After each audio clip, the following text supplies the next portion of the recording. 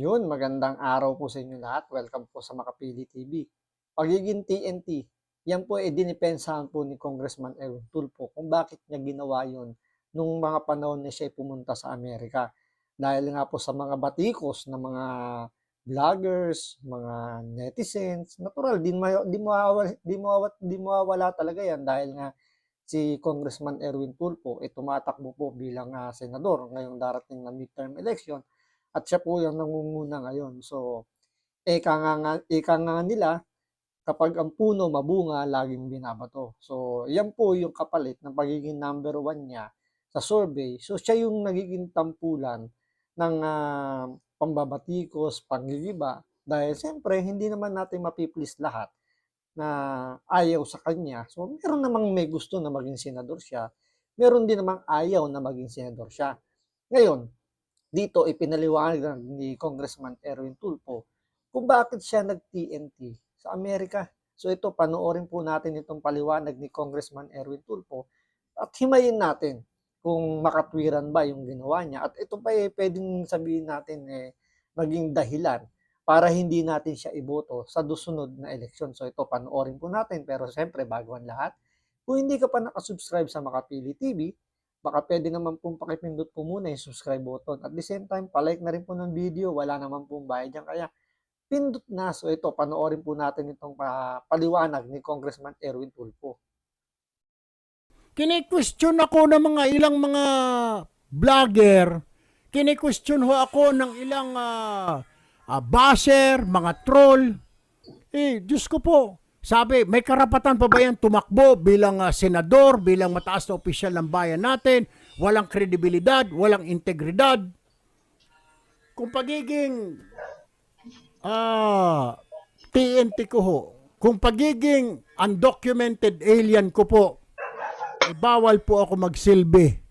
Bawal na po ako magtrabaho sa ating bayan na ginawa ko lang naman ho yun para mapakain yung mga anak ko, para maitawid yung mga anak ko sa paghihirap.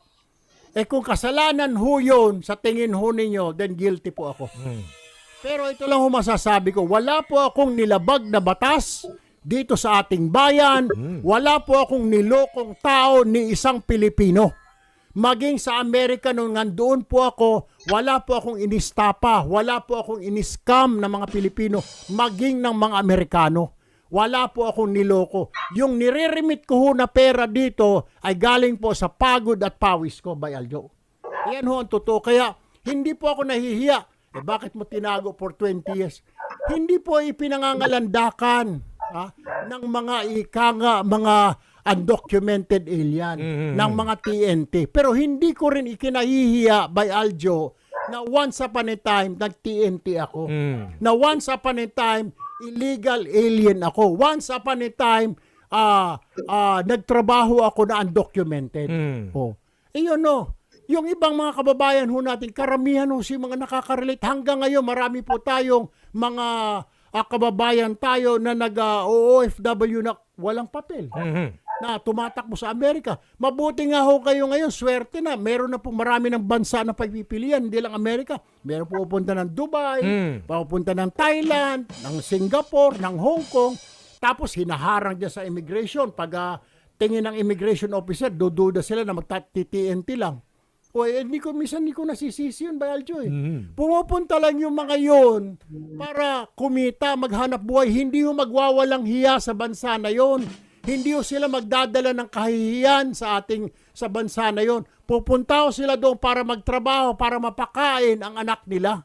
I can relate, by Aljo, kasi isa ako na ganon. Na undocumented OFW. Kaya nga naintindihan ko ho yun. Yung mga pinapauwi, yung mga nahuhuli doon, pinapauwi. I feel them, I can feel them. Yung kanilang lungkot, sama na loob, wala ng trabaho. Yun lang ho yun. Sasabihin nyo, walang credibility na itong tao na ito, wala ng integridad. Paano ho magiging walang integridad? So, kung ang isang dating TNT, isang dating nagtrabaho na walang papel sa abroad, ay pag umuwi dito, wala na pong integridad, hindi na po siya pwede magsilbi sa bayan. You tell me. Bawal na. So, ito lang naman yung pinakapunto rito ni Congressman Erwin Tulfo. ito nga ang eka sabi nila, di ba? Ang magulang gagawin ng lahat para lang maibigay yung magandang buhay para sa kanilang mga anak. Meron diyan kumakapit sa Bombay, kumakapit sa bading, kumakapit sa patalim, 'di ba? 'Yun yung nagiging kasabihan, 'di ba? So, lahat ng magulang, especially tatay or nanay, kung sino man sa dalawa, lahat gagawin para sa pamilya. Ngayon, nung time na 'yon, sabi nga rito ni Congressman Erwin Tulfo, yun lang yung naiisip niyang paraan para mabigyan niya ng buhay na maganda yung kanyang anak, yung kanyang nanay ng kanyang anak. So, sumugal siya, pumunta ng ibang bansa para magtrabaho. Ngayon, tama naman yung sinabi niya rito na wala namang Pilipino na pupunta sa ibang bansa na undocumented para maging walang hiya, ipahiya yung bansa natin. 'Di ba? Ang ah, primarily na reason kung bakit kumakagat yung mga kababayan natin na magtrabaho abroad kahit na alam nila na wala silang papeles, tourist visa, dahil gusto nilang bigyan ng magandang buhay yung kanilang pamilya. Hindi naman sila doon pupunta para magbenta ng illegal na droga.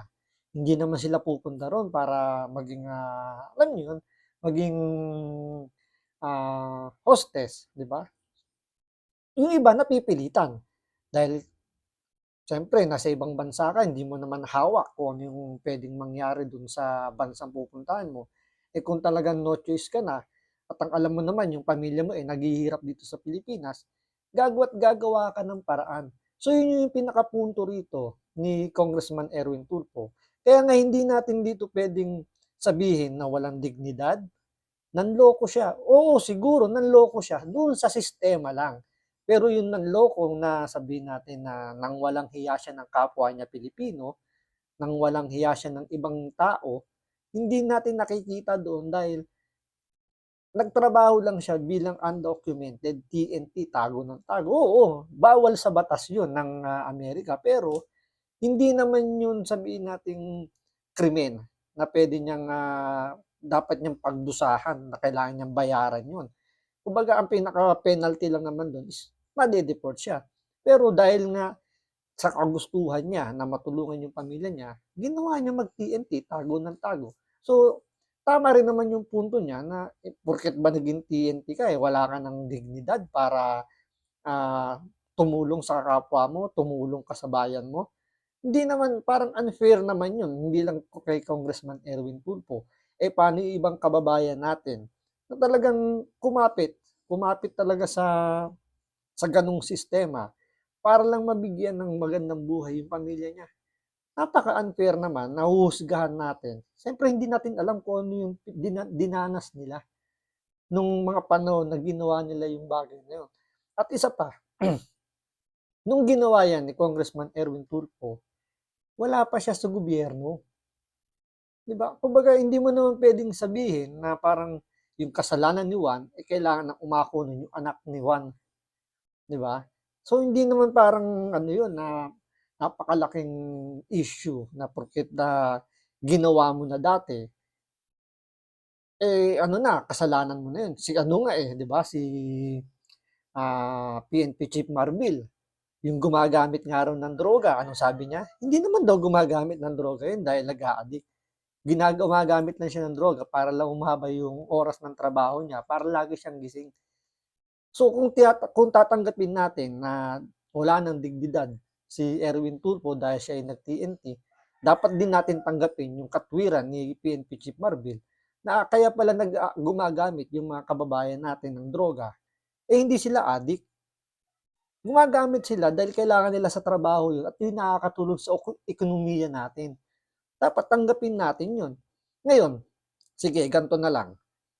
Kung ganun yung magiging basihan para hindi natin iboto si Erwin Tulfo bilang senador, sa palagay nyo, sino yung pwede nyo ipalit o sino yung gusto nyo iboto bilang magiging senador na uupo ngayong susunod na eleksyon? Sige nga, mag-isip kayo ng pwede nyo ipalit yung mga dati nang nakaupo, yung mga dati ng mga politiko na aakyat sa malaking pwesto tulad ng mga Makabayan Black, ng mga kongresista dyan na ngayon ay gustong maging senador.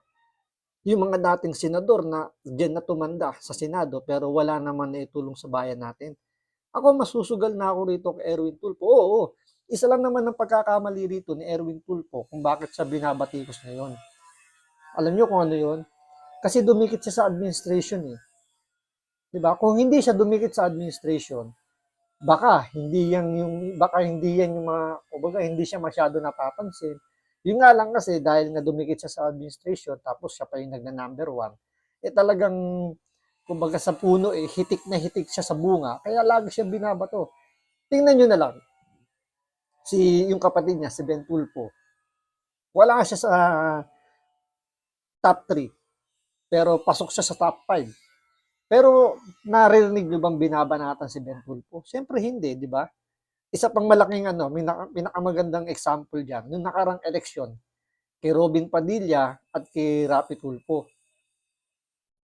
Meron ba nag-expect na magna-number 1 si Robin Padilla? Di ba wala? So hindi siya masyadong nakita, hindi siya masyadong binabanatan ng mga basher. Pero may mga naririnig tayo, nakikita na tinutuligsa siya dahil artista lang yan, ano magagawa niya sa gobyerno natin. Pero still nag-number 1 siya. Tapos nag-number 3 lang si Rapi Tulfo. Pero nung time na yun, hindi masyadong binabanatan si Rapi Tulfo. Yung nga lang, meron pa rin nag-file ng kanyang disqualification nung panahon na yun na isang abogado na balita natin eh malapit na rin daw madisbar. Kung sakasakali, kung papalarin daw ng pagkakataon, eh baka madisbar daw yung abogado na yun dahil wala namang mahinang klase naman yung abogado na yun dahil mahinang klase dahil nga hindi nga niya napa-disqualified si Rapi Tulfo kaya isa rin yun sa mga bumabanat ngayon dito kay Erwin Tulfo kaya talagang gagatasan talaga yung issue nito ni Erwin Tulfo dahil yan naman talaga yung pinakagusto nila na kasi pag ito naupo sa bilang senador, eh iiyak tawa na naman itong mga kritiko nila. Kaya abangan po natin kung ano po yung magiging susunod na kabanata dito sa mga nangyaring issue dito kay Erwin Tulfo. So maraming salamat sa panonood. Ingat po kayo lagi. God bless.